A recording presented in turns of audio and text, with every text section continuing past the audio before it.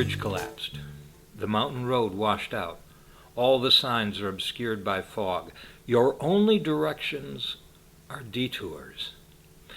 Eventually it dawns on you. Sometimes you need to get lost to discover where you're supposed to be. Welcome to Merlin's Barn.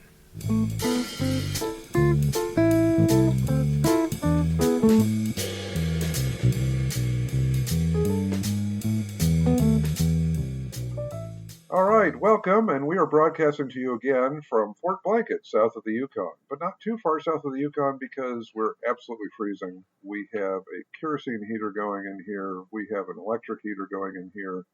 There's another heater going elsewhere in the building just trying to keep pipes from freezing. And it is, what are we estimating it's outside right now, Matt? I think it's 17 or less outside. It might be single digits by now. It's supposed to be single digits overnight, like 5 or 6 degrees. I had to fight off sled dogs and a polar bear to get from my Jeep to my porch today. The good news is the office/studio is 37 degrees, so we merely have hats, gloves, parkas, and vest on. I have fingerless wool gloves, a shearling coat, a tweed cap. I can't feel my toes. I went for the 1970s hiker method. I have the down vest on. Actually, you got a bit of that look going. That was Cody made a comment about that one time. He's like, "You always show up to every one of these parties, Halloween party, Christmas party, looking like a 1970s Dutch hiker." You know what? There's a whole there. Have you seen? There's actually a Facebook group dedicated to that. Is there really? There is a Facebook group dedicated to, I think it's 1960s and 70s backpacking and camping. Oh, okay. I'm going to go find tonight when I go home. And I do have a bright orange down vest also. You're going to look like them. In fact, there was one guy who posted up. I'm not in the group, but Facebook decided for about a month that I liked the group. And the only reason I didn't go with it was I couldn't think of anything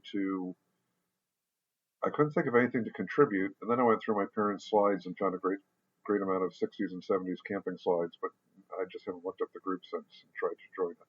But yes, there is a group just for exactly that. There's people who photographed all their camping trips in the 60s and 70s. Oh, this sounds like a lot of fun. But this is a diversion. So, see, tonight's a little different of an episode. If you've been following since the beginning, this is actually more like one of our first, I think our second episode. This is Story Time with Merlin. I don't know what he's going to tell us tonight. I'm listening in with you guys, except the only difference is I get to make audible gasp, and you can hear my confusion instead of just having to hear it only in your own head. So, what do you have for us tonight, Merlin? One of those things that I didn't think was that interesting, but then everybody decided there should be a podcast, and then I mentioned it, and all of a sudden it was decided it was interesting. And no, it's not the time I decided to replace the Zerk joints on the Jeep or anything like that. It's the time I did a show for National Geographic, which I don't know if those of you out there listening have this thing going on where if you think of an idea, you just decide that somebody else has already thought of it, and you don't do it, which is why if I thought of this podcast on my own, I wouldn't be doing it. Or if you do something, you decide that everybody else in the universe has done it, and therefore it's not interesting. I don't know if you ever get that. Feel that way quite often, yeah. So I was, we'll just go off to the realm of the oddness, of the odd things that Merlin does. And I don't get into reenacting much just because, quite honestly, that could be in another podcast, and there's a whole pile of reenacting podcasts out there, and we don't need to add to that. But for those of you who have heard of reenacting, you've probably seen a Revolutionary War reenactment if you're from New England, or you've seen a Civil War reenactment somewhere.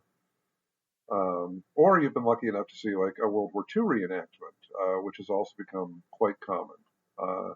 But you will probably never see a World War I reenactment. It's very rare to see them happen for the public because most of them happen on a 100-acre site up in Pennsylvania. And this 100-acre site is set up like a late World War I battlefield. You go up there, and if you stick your head over the top of the trenches and look around, you realize you've been shot and you're dead. There's the barbed wire. There's the destroyed buildings. There's shell holes. There's bunkers. Is this Newville? This is Newville. If you look this up on Google Maps and go and flip over to satellite view, you can see the site and you can see the trench network and the shell craters from the satellite imagery. I can tell you though, if you find it on Google Earth, don't go there. Please don't go there. There's a crazy old mountain man who's getting a little bit crazier every year who watches that property for us. Yeah, it is private property. It's very private property. The town had sort of a choice between a bunch of crazy reenactors running around in gear shooting at each other 2 or 3 times a year or a landfill. And I think there might have been a pig farm option too, so they went with crazy reenactors. And I've been going up there for 25 plus years now. And for a period of time, I've served in different positions on the board of directors or support positions. And there was a point several years ago where they had a position which was the film or film and media liaison.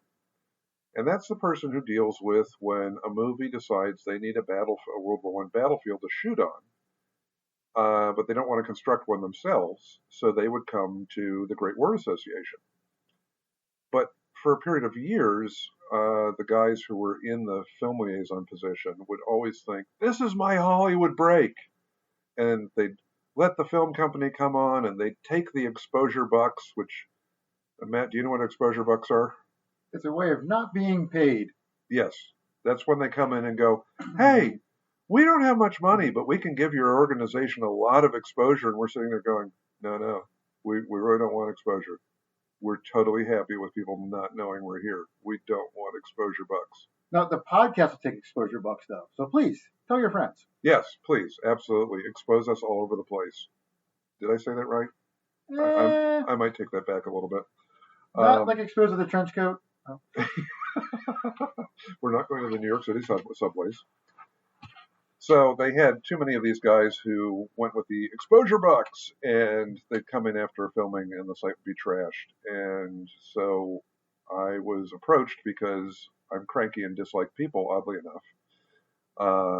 And they asked me if I would do it.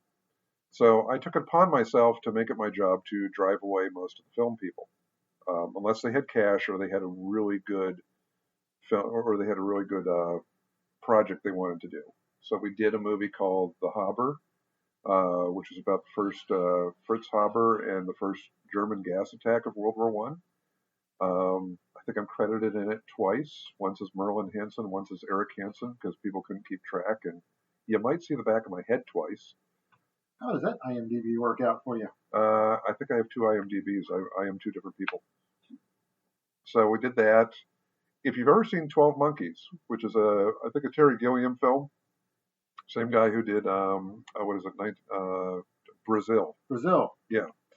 12 Monkeys, and there's a point in the movie where Bruce Willis flashes back in time to World War I and lands in the mud in the trenches at the feet of some French soldiers. That's our battlefield. It's been used for a bunch of other things. And occasionally we'd get like a student filmmaker who would come out and do something. So back when I had the ridiculously bright idea to start a Jeep shop, which is an entire episode or 2 on its own of... Don't do it. Don't start a Jeep shop. Yes. I wish I was shouting that myself then. Back when I decided to start a Jeep shop, we had a film crew contact me. And they wanted to do a filming up at the World War I site. And what they were doing was they were doing a TV show that came to be known as Family Guns. It only went for 1 season, and it was with a company called IMA. Have you heard of IMA? I have. What do you know of them if I say their name? I mostly know about them from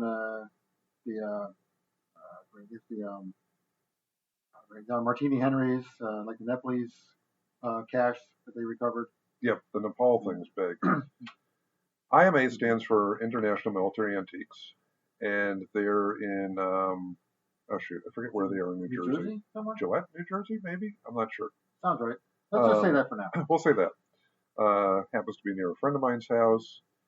And IMA, the neat thing about them was they got into this palace in Nepal. Now, it's a father and son business. Christian Cranmar and his son Alex. And if you've watched Pawn Stars and they've brought in a weapons expert, a fellow with red hair, that's Alex, who was on this series.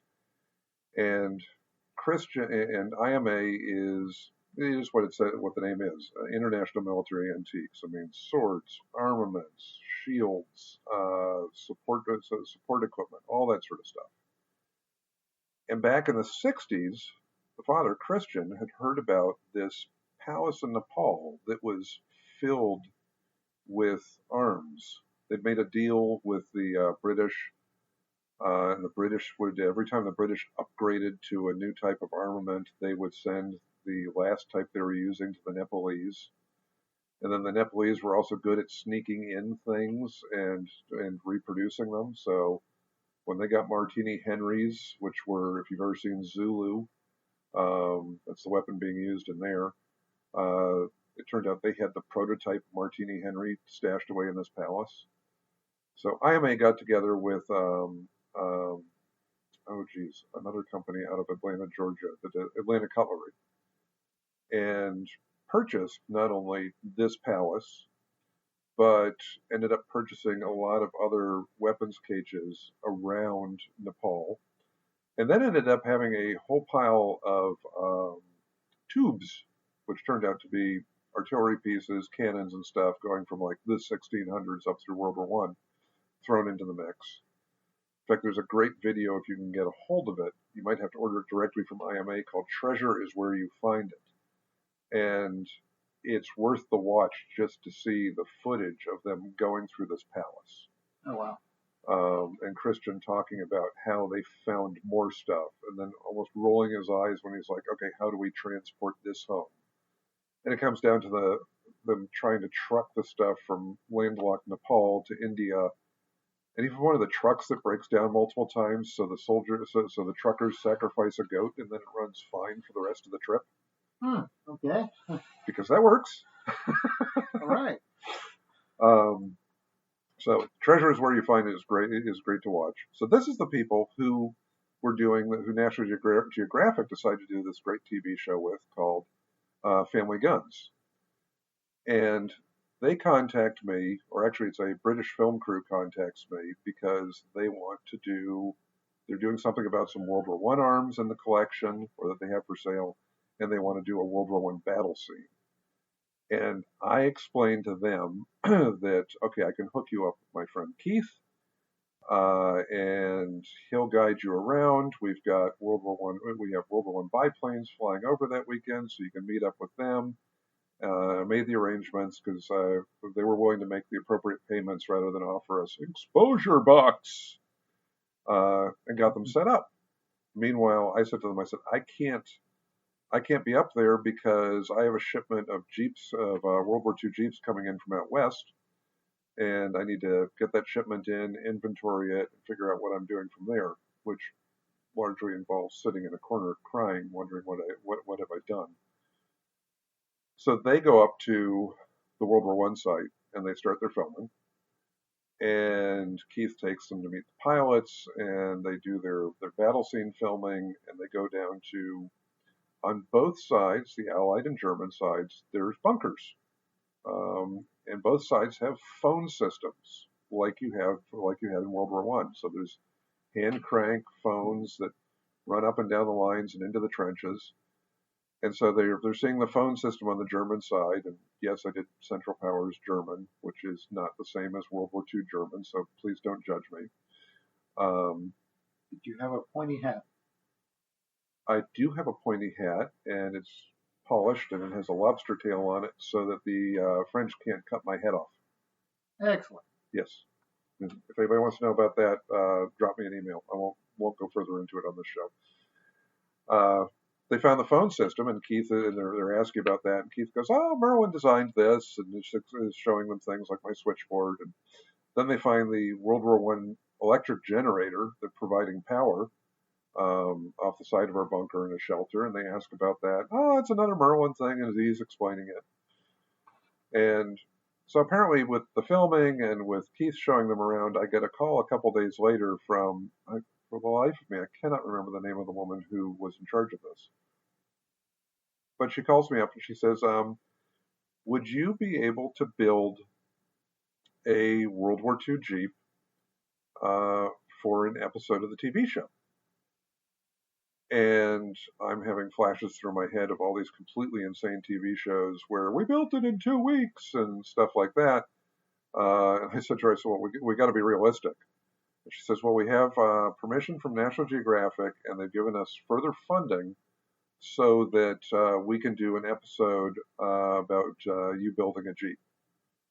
And my business is just starting out. I've just gotten this shipment in from out west, and I'm sitting there going, uh, okay, I guess this is an opportunity that cannot be turned down. At the same time, right around this time, I was also dealing with with an estate of Jeep parts that had landed in my lap as well. So there's a whole pile of things just going where it was just like, you're running a Jeep shop. Now you have a Jeep shop on a television show. Have fun with that. So I said to her, I said, think about it.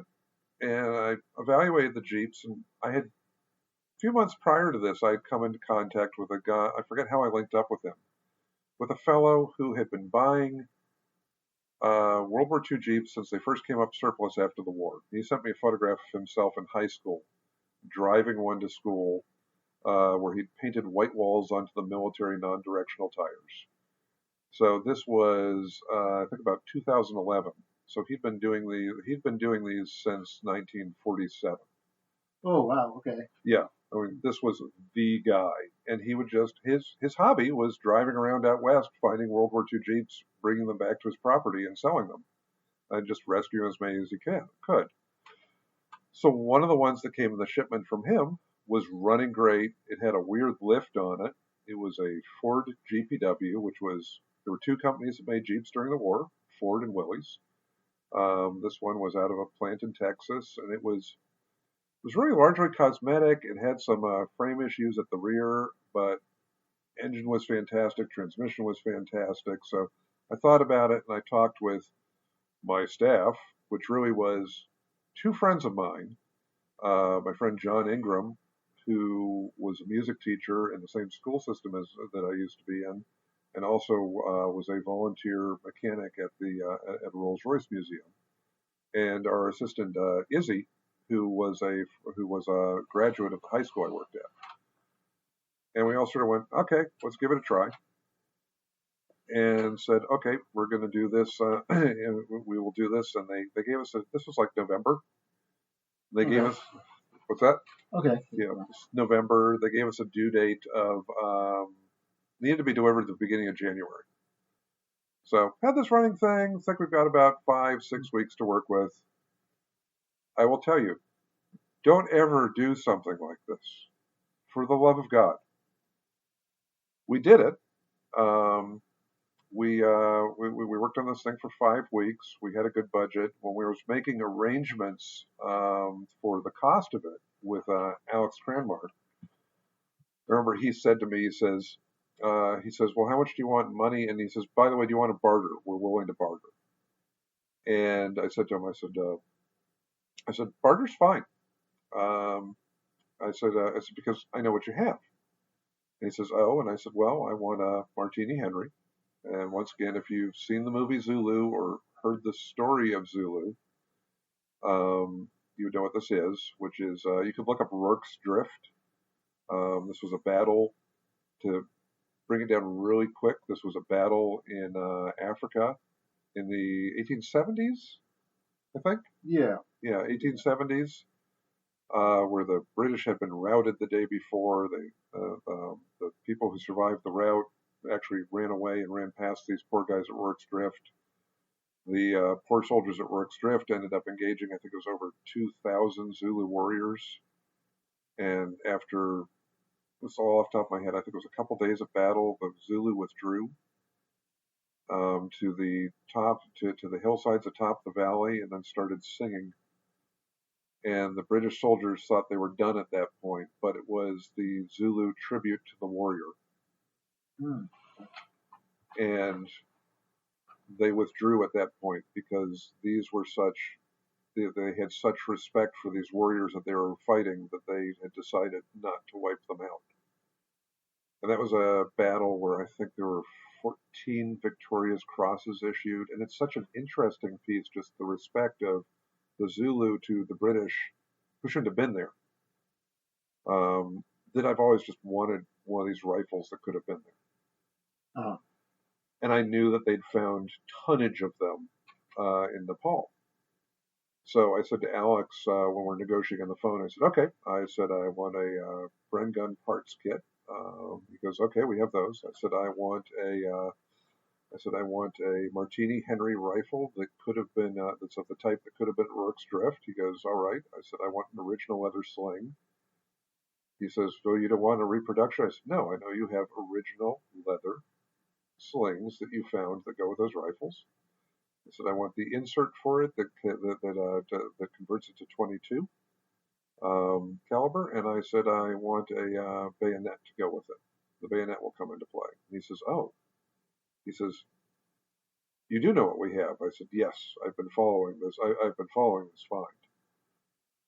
So they we made arrangements for a date for them to come down for the filming. The episode ended up being called "I Want a Jeep," okay. and he comes down. He and the film crew come down. My shop at the time was I was caretaking the farm next to my farm, and in trade for caretaking that farm, I was able to use the massive shop space they had. So we filmed it. Alex comes in. He sees a beautifully restored Jeep sitting in the driveway that belongs to my friend, to a couple friends of mine in Virginia, Kristen and John. And he immediately plays up, "Oh, this is wonderful!" And then we take him over and show him the Jeep that he's actually getting that I have to restore. And we went into some things on that. I think we filmed for about a day. We actually managed to take the Jeep a good bit apart during that day while we were going back and forth filming, so we could make it look like it was a few days. At one point, the director is saying, "Hey, came up with this idea of, well, why don't we have Merlin call you and tell you this? There's this problem and this problem." Oh. Yeah, and I'm standing there, my heart's sinking, and I looked at Alex and said, I'm gonna look like an idiot. And I think this is why the show only lasted one season, because they had respect for who they were dealing with. Because Alex turned to the director and he says, we're not going to make Merlin look stupid. So rather than create unnecessary drama, fake unnecessary drama no less, they wanted to hold some level of truth so that the people they were working with didn't look like idiots. And so we did that day of filming. We had fun with it. Apparently, they had fun working with me because I was teaching theater. I was teaching theater on top of being a librarian at the time, so I was able to just roll with things. And we went on to continue working on this Jeep.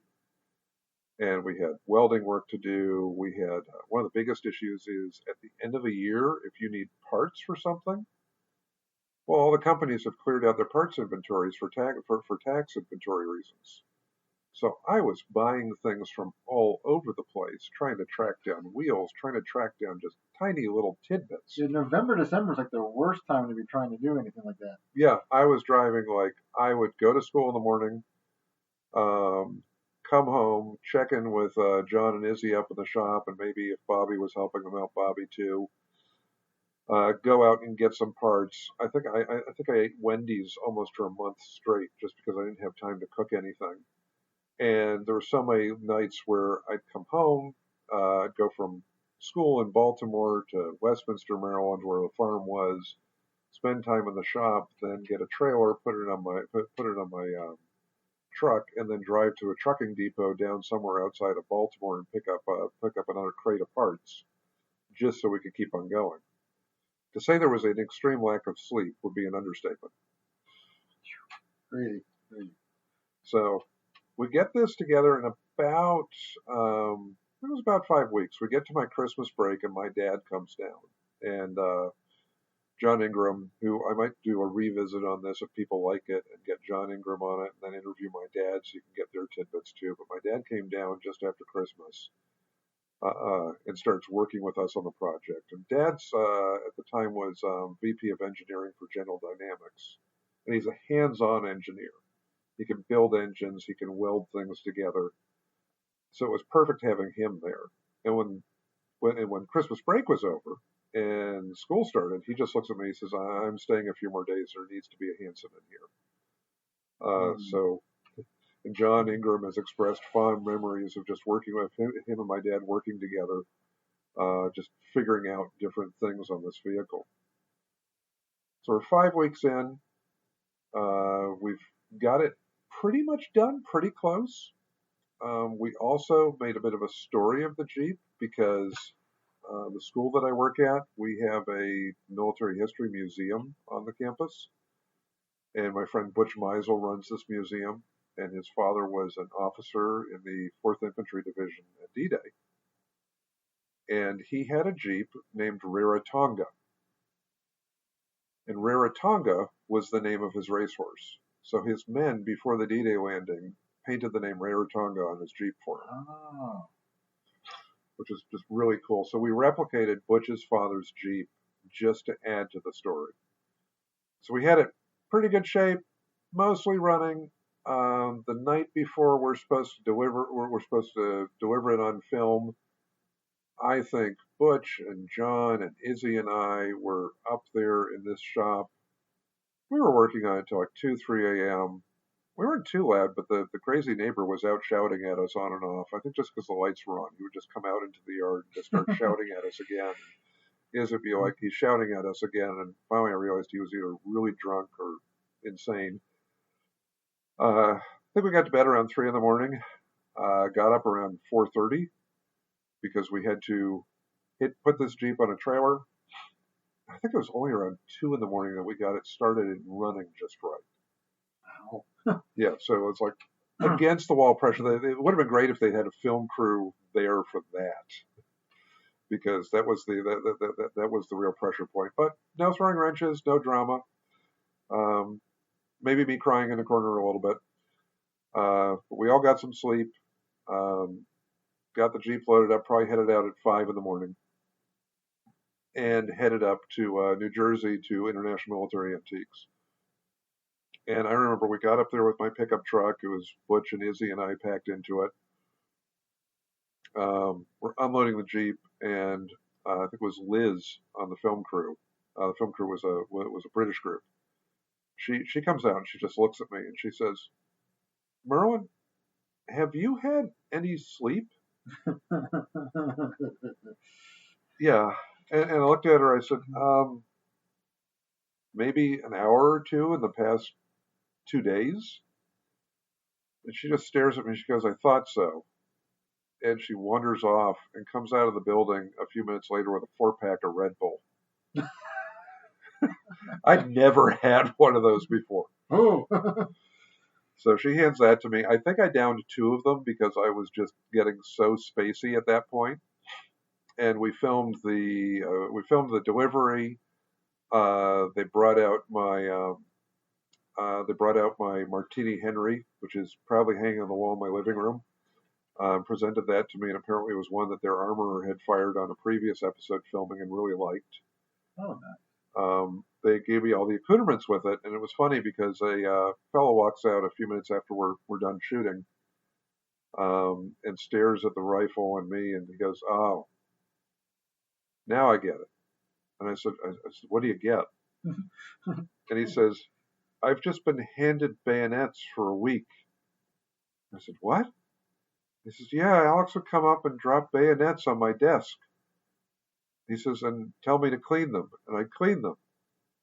And he'd come up and look at them and go, "No," and leave and bring back more.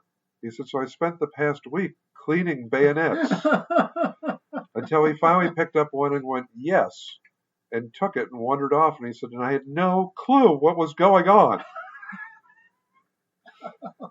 And he was trying to find one that matched this rifle, apparently.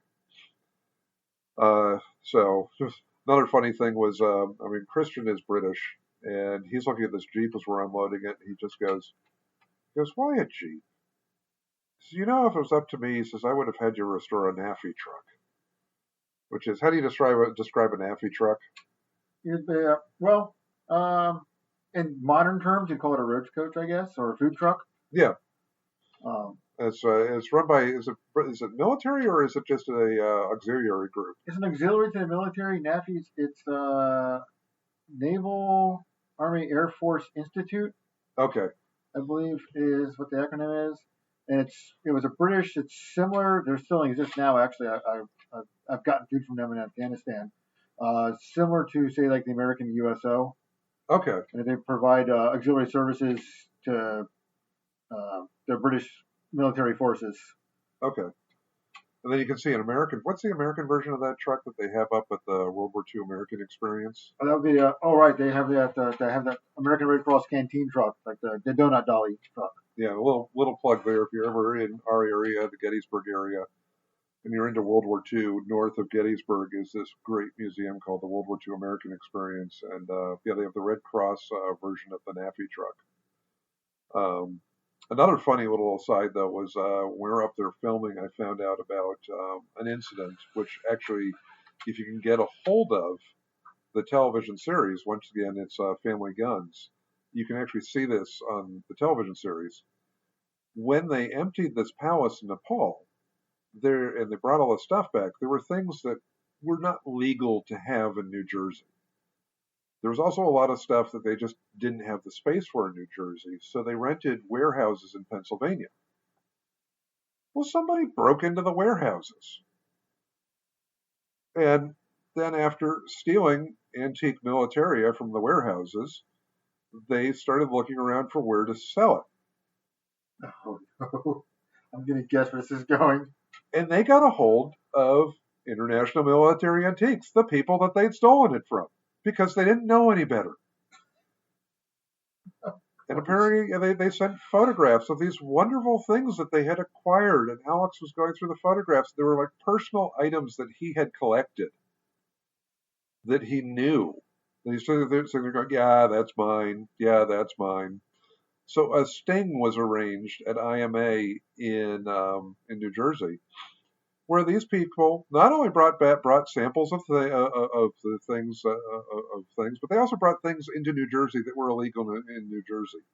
I believe they committed state and federal crimes in the process. Probably so. And I just remember seeing a clip of film where Christian has just wandered back in, is just shaking his head just going, "That's our stuff. Yep, that's ours." And then the police go out and nab the guys. So it was another interesting little bit there. But we ended up actually, in the reality, taking the Jeep home again for a couple more weeks, doing finishing touches, some adjustments. And then we went to an army base up in Annville, PA, called Indiantown Gap. And it's where they used to have a huge World War II Battle of the Bulge reenactment, which was amazing because the trucks were there, the tanks were there, the bases from the 1940s, the reenactors stayed in the barracks. It was really cool. And we did our final filming up there,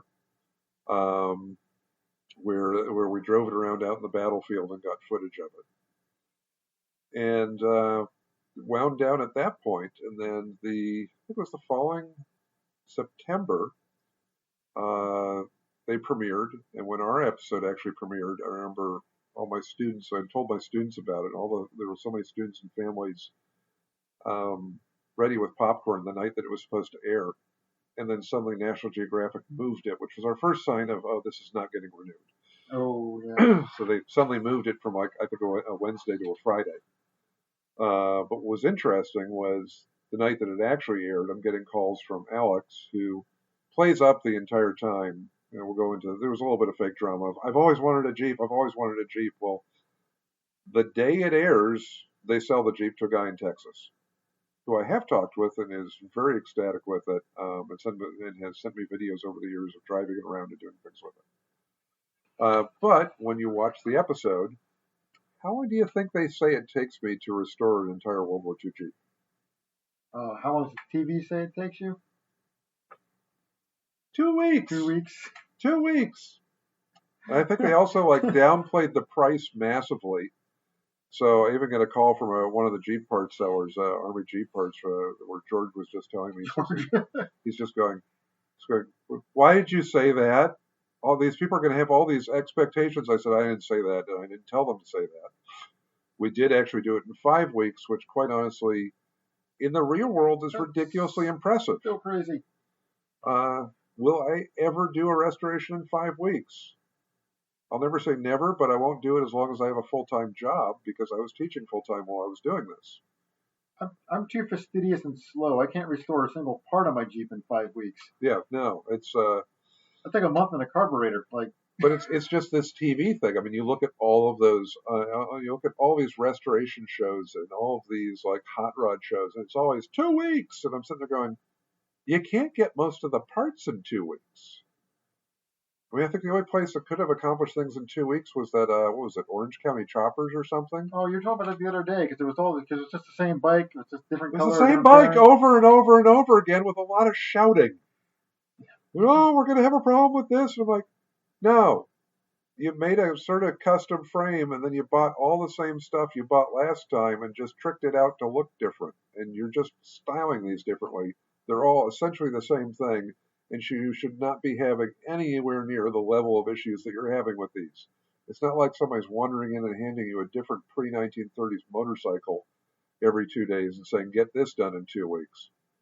What the heck is a Henderson? I don't know. Well, make parts for it. Well, yeah, that's just it. In genuine restoration, making parts, making tools. Yeah, Where do you even get Whitworth sockets? I don't want to talk about Whitworth. That's probably a whole other pod. We could do another episode just on the Merlin motorcycle and that living hell. Oh, and that's never mind. That's not even trying to like drill and tap anything. It's like No. We're never getting. This will be me crying under the desk and not finishing an episode. I'm trying to figure out. I think, I think that's it. Do you have any questions or comments on that? no, that's I've not heard this story before, so this is fascinating for me. I mean, I know you were involved with the World War I site, and I've seen the martini, hanging up in the living room, but I did not know all of this about restoring the Jeep and working with IMA and working with National Geographic. So it's been a fun evening for me, even though it is 38 degrees now. Oh my God, we're up to 38. This is why I can't feel my feet. Yeah. And if I think about it, sometime we're just gonna have to sit down and watch the episode because it was called "I Want a Jeep," and I have that.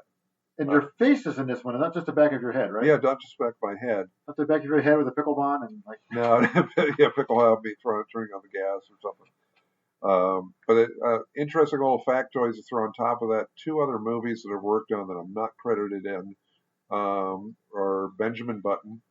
It's a Brad Pitt movie where he like lives backwards and becomes a baby. And don't watch it. Just it's painful and slow and it takes forever. And luckily they listened to me on some stuff, and I may have been wrong about it after I found out years later. But so don't watch it. And then the other one was actually King Kong. Who's Peter Jackson? Oh, okay. Did Lord of the Rings. His King Kong goes on forever. So my sister wanted to show it to my nephews because I'd worked on it, and then we realized that, oh my God, it should have ended halfway through.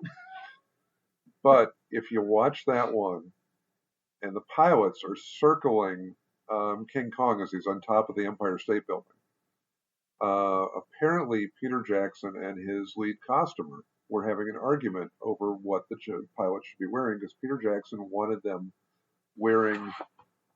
He had an idea of what a World War I RAF pilot would have looked like. So I think his customer just Googled World War I film and got me. Oh, really? And so I ended up in the conversation. What I did was I put together a folder, a digital folder of photographs original of World War I RAF pilots, and sent it to them. And the customer sends me a note back. He says, "Thank you very much." He says, "Mr. Jackson's correct." And when I watched that movie, they were basically wearing examples of what was in the photographs I sent them. So, two oddball more film tidbits for the evening. And for people who think that Merlin is a Time Lord, you're probably correct, but he's referring to the 2005 King Kong, not the 1933 King Kong. Yes, no. And I think there's a more recent King Kong, isn't there? I'm trying to find out. I think there was one even more recently than that. Yeah, I think there was. The first one was 1933.